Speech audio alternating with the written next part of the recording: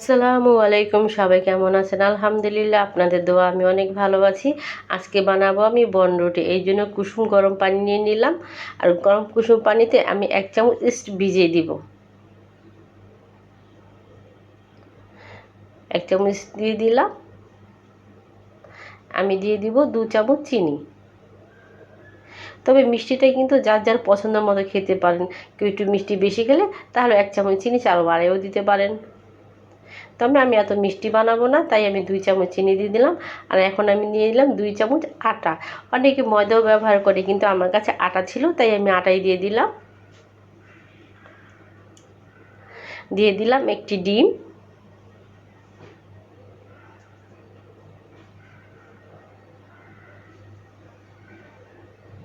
লবণ অবশ্যই স্বাদ মতো, দিয়ে দিলাম গুঁড়া দুধ,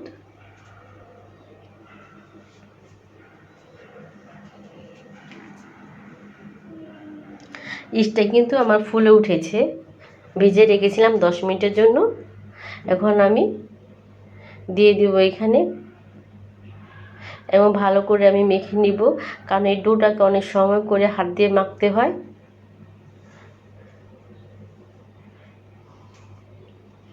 ভালো করে মেখে নেব।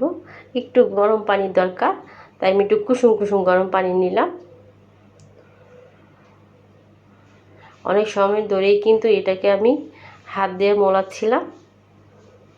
এই যে আমার কিন্তু ডো একটা তৈরি হয়ে গেছে। এখন আমি উপর দিকে একটু তেল দিয়ে দিব। এই যে তেলটাও দিয়ে দিতেছি। ভালো করে তেল দিয়ে আমি কিন্তু ঢেকে রাখবো 2 ঘন্টার মতো।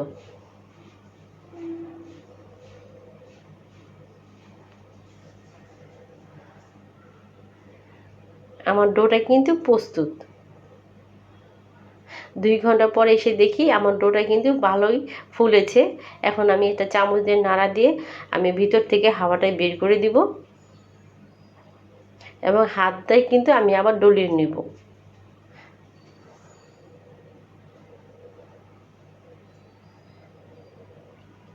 আমি কিন্তু একটা বাটিতে বসিয়ে দিলাম।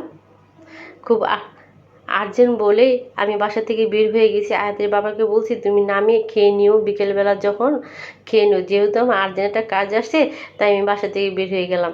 আপনাদের পুরোপুরি রেসিপিটা দিতে পারলাম না, তবে ওয়াদা দিচ্ছি অবশ্যই এই রেসিপি নিয়ে আমি আরেকদিন হাজির হব আপনাদের মাঝে। এই জন্য আমি দুঃখিত।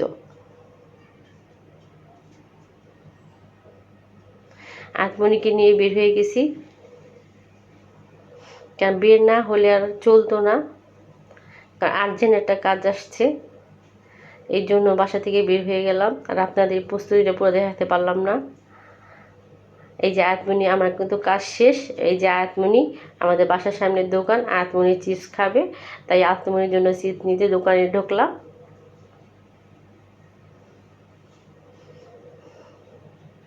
এই যে আয়াতমনি চিপস নিবে এখান থেকে।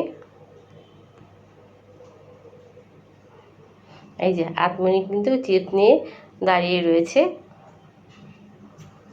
বাহ, সবটি চিপস ফেলেও দিল।